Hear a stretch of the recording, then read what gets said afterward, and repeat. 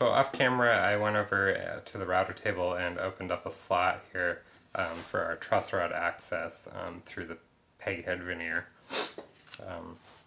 This neck blank is about ready, I think, to start thinking about gluing our fingerboard on. In preparation for that, I've gone ahead and darkened in the center line on the neck blank and also on the fingerboard. And I've also gone ahead and taped the fingerboard surface off. Okay, so in order to glue the fingerboard onto the neck blank, what we'd like to do is put a flat clamping caul on this fretboard to make sure that everything glues up nice and flat. But because the board is radiused, you can see it kind of rocks around on there. And then also the frets kind of get in the way and don't give us very good clamping surface. So the next step is to take these pieces of 1/8 inch poplar, and they're cut on the cross grain here so that they're flexible. And what we're going to do is glue them down to the fretboard with some super glue, and they'll glue down curved, right, to match the radius of the board. Once we get them all glued down, we can run them through the sander and make them flat, and in that way we can get a nice flat clamping surface. So here's my little gluing station for these little cauls. You can see these big ones actually they're stiff, and so they sometimes tend to pull up the tape, so a lot of times what I'll do is just kind of break them in half. And I'm using thick super glue here, and it'll fill any of those gaps up. And just put a little bit down, stick our caul in place, make sure we get some squeeze out around all the edges, and just kind of let that sit, and it's gonna be plenty to get us where we want to go.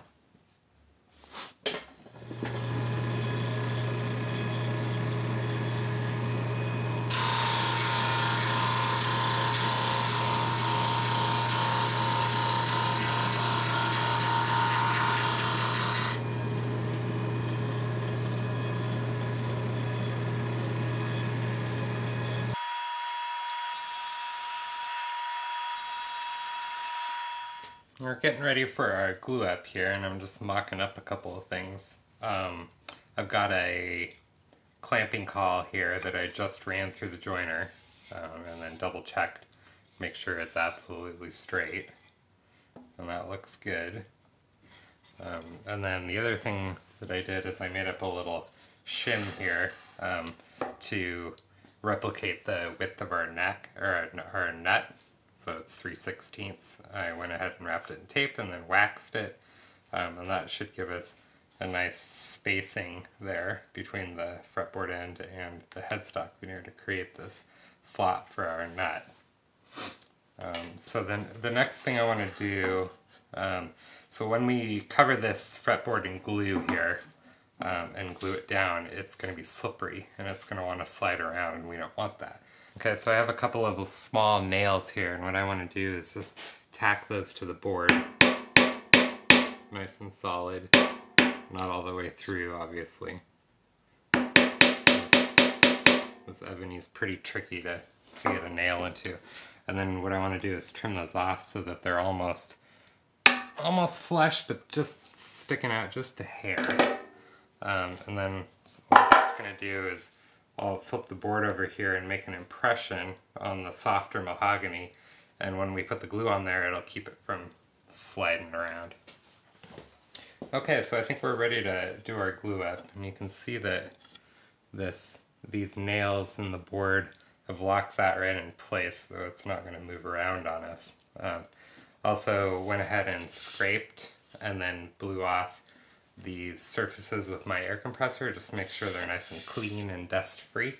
We've got our little spacer block here, have our clamping caul down here, bottle of glue, the clamps that we're going to need all set up. I've got a chisel and some paper towels and a bucket of water to help clean up some of the glue, squeeze out from the glue. We want to keep these bindings as clean as we can because we're going to use them as a reference surface later. So cleaning up the squeeze out is going to be important. So let's let's get some glue going.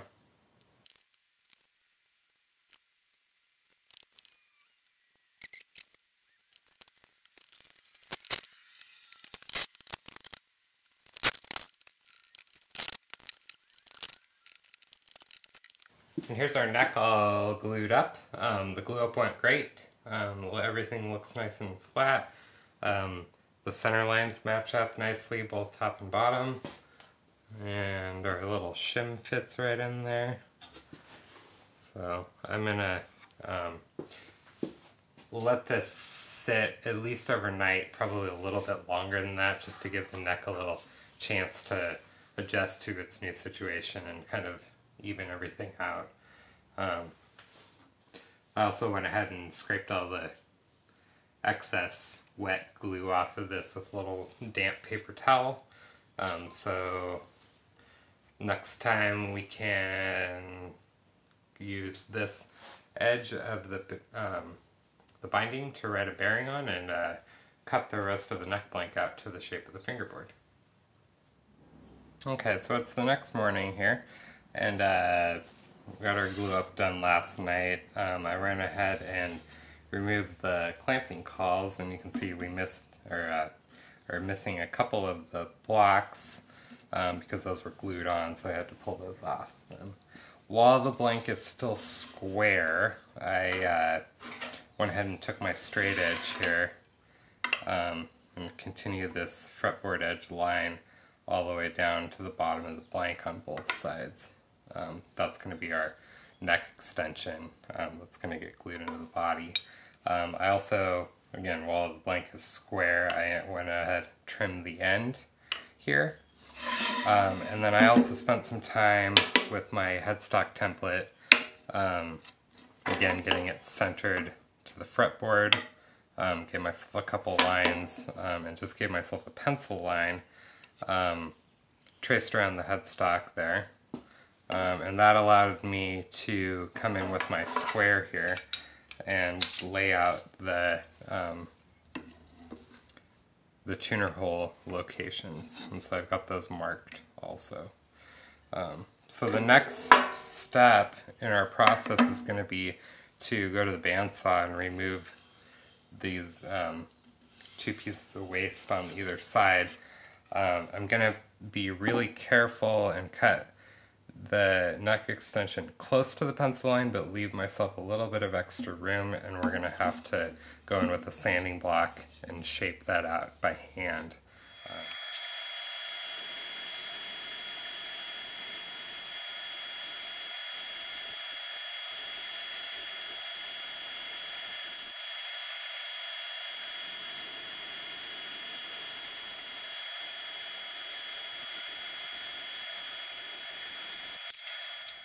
We're set up over at the router table here again, and I have this flush trim bit set up once again in the table, and also our start pin. And you can see the clamping cauls are still on there, and that gives us a nice firm base that's nice and flat. And what we're going to do is just come in here, and this bearing here will ride on the binding and trim this extra material off of our neck shaft.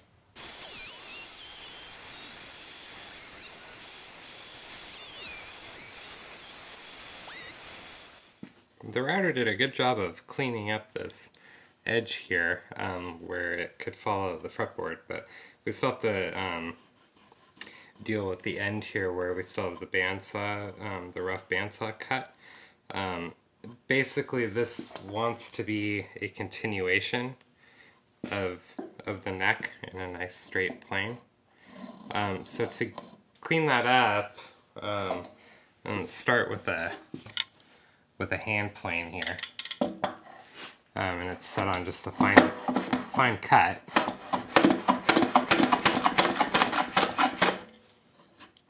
I'm going to start to work that down.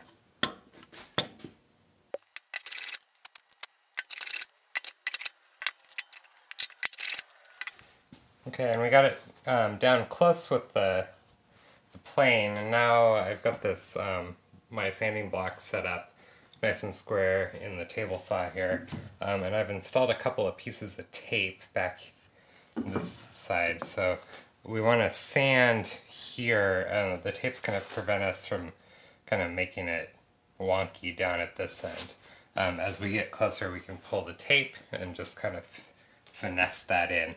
So I'm just going to take a couple strokes like this, and then I'll flip it and check it with my straight edge. And when all the gaps are gone, and we've got it cleaned up, we're good to go.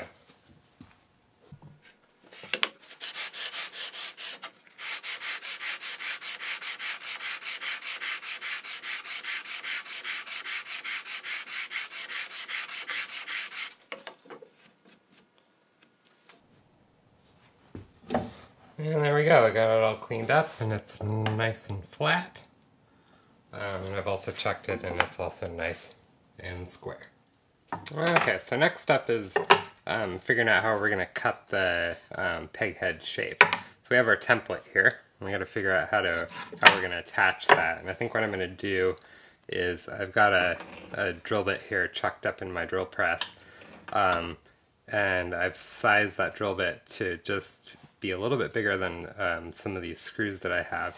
And I think I'm just going to drill out a couple of these tuner holes. And that way we can just screw that guy on there from the back and it'll be nice and secure. So let's drill 4 holes and we can go from there.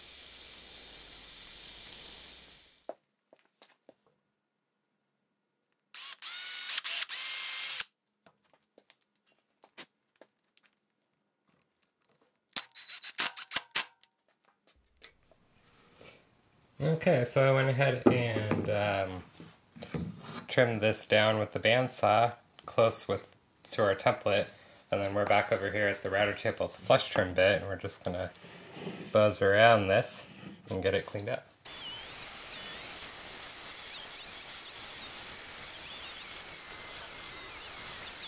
Hey guys, thanks for watching.